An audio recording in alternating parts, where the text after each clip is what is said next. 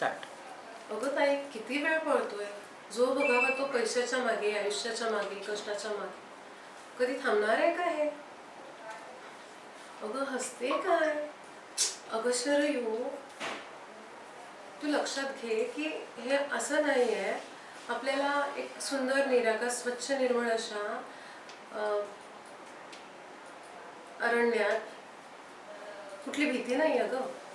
अगं तुला म्हणायचं आहे काय? मला हेच म्हणायचं आहे की प्रत्येक व्यक्ती हा आपल्या आयुष्यात आपल्या व्हॅल्यू बरोबर जीवत असतो.